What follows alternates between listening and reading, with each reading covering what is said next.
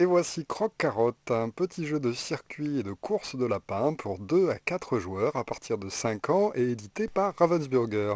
Alors qu'est-ce qu'il y a dans la boîte? Eh bien dans la boîte il y a tout d'abord une grande colline qui constitue en fait un circuit comme ça qu'il faudra suivre pour arriver jusqu'à une énorme carotte plantée tout en haut de la colline.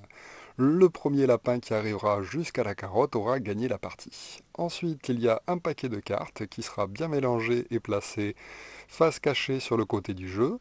Et enfin, nous avons des petits pions représentant des petits lapins comme ceci, qui sont donc en 4 couleurs différentes, et chaque joueur va recevoir les 4 lapins de sa couleur. Ensuite, chaque joueur va prendre un de ces lapins qu'il va placer devant la première case du circuit de la colline.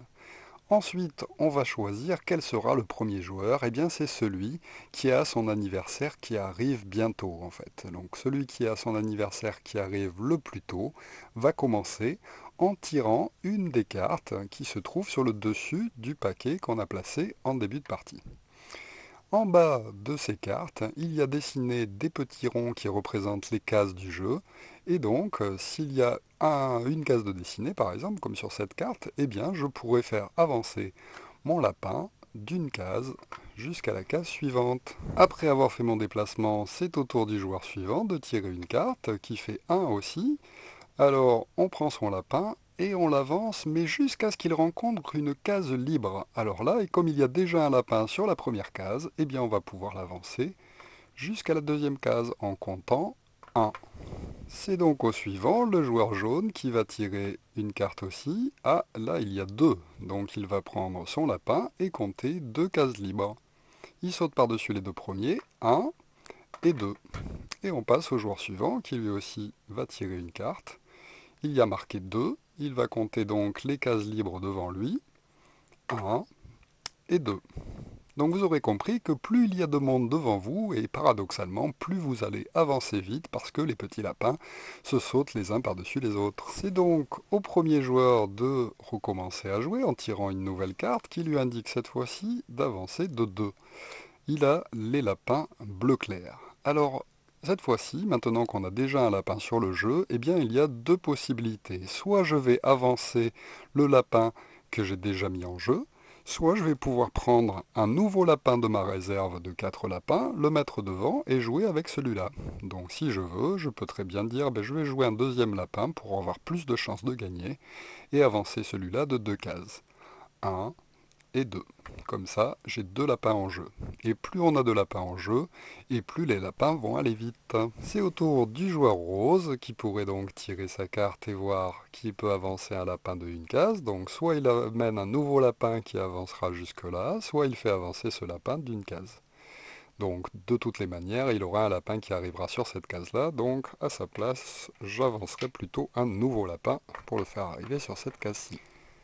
Le joueur jaune, donc maintenant, tire sa carte et tombe sur une carte spéciale carotte. Alors quand on tombe sur une case carotte où il y a marqué clic dessus avec une petite flèche, ça veut dire que ce joueur-là va avoir le droit de prendre la carotte et de la tourner dans le sens des aiguilles d'une montre jusqu'à ce qu'il entende un clic.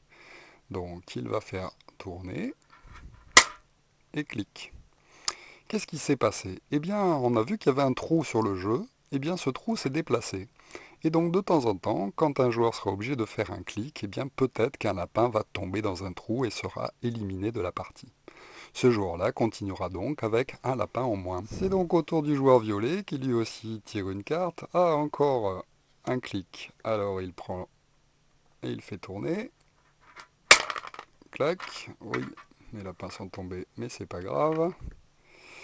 Et ensuite, on passe au tour du joueur suivant, donc c'est le joueur bleu qui tire une carte avancée de une case. Alors il pourrait décider par exemple de faire arriver son troisième lapin s'il veut. Ensuite, le joueur rose a lui aussi un clic. Alors il va faire tourner le jeu et hop, un lapin jaune est tombé dans un trou, pas de chance pour lui. Il devra donc jouer à son tour avec un autre lapin. Et c'est au tour du joueur rose qui va donc tirer une carte. Oh, pas de chance, il a un. Alors qu'est-ce qui va se passer? Eh bien là, si jamais il avance d'un, on compte les cases où il y a des trous. Alors s'il fait un, il sera obligé de faire tomber ce lapin dans ce trou. S'il décide d'avancer celui-là, comme il va sauter par-dessus le premier, il va aussi tomber dans le trou. Et s'il décide de faire arriver un nouveau lapin, qui avancera d'une case, ben malheureusement, il va aussi tomber dans le trou. Donc en fait, quel que soit son choix, le pauvre, il va être obligé de perdre un de ses lapins. Donc imaginons qu'il décide d'en faire arriver un nouveau. Hop, il le fait tomber dans le trou, ce lapin est éliminé. C'est au tour des lapins jaunes qui vont donc tirer leurs cartes. Et lui, il tombe sur une avancée de 2. À ce moment-là, il est donc obligé de mettre un nouveau lapin en jeu. Et par contre, il va pouvoir sauter par-dessus le trou puisqu'il va faire 1 et 2. Autour du joueur violet qui va donc tirer une carte. Oh, c'est un clic. Il va faire tourner la carotte. Cloc. Celui-là est tombé, mais c'est pas grave parce qu'il n'y a pas de trou sous ses pieds. On passe donc autour du joueur bleu qui va tirer une carte et qui tire une. Donc il décide de faire avancer ce lapin-là sur cette case. Ensuite, on passe au lapin rose qui décide de faire avancer de 1. Il peut faire avancer le dernier de ses lapins, par exemple, hop, pour l'amener jusque-là. Ensuite, le joueur jaune, une case, il décide d'avancer un nouveau lapin sur la première case. Ensuite, le lapin violet, il fait un clic. Oh, un lapin bleu a disparu. Et voilà, le jeu va se poursuivre ainsi jusqu'à ce qu'un lapin parvienne sur la carotte ici, après avoir fait tout le circuit. Alors, quel que soit le lapin qui arrive, eh bien ce joueur a gagné en fait. Il n'y a pas besoin d'amener tous ses lapins sur la carotte, un seul lapin a arrivé et c'est gagné pour ce joueur. On a même le droit de faire un chiffre qui dépasse la carotte. Donc si par exemple le joueur violet tire une carte qui le fait avancer de 3, il va faire 1, 2 et il a gagné quand même la partie. Bien sûr, quand on a fini d'utiliser toutes les cartes et qu'elles sont toutes face visible, eh bien on va les remélanger avant de les remettre en tas à côté du jeu et de continuer avec le paquet.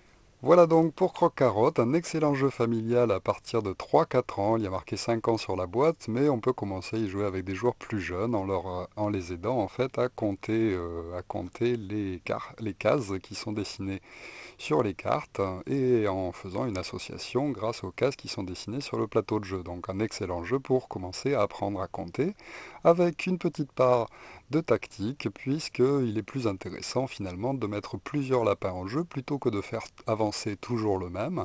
Et ça, les enfants le découvrent petit à petit en jouant à ce jeu.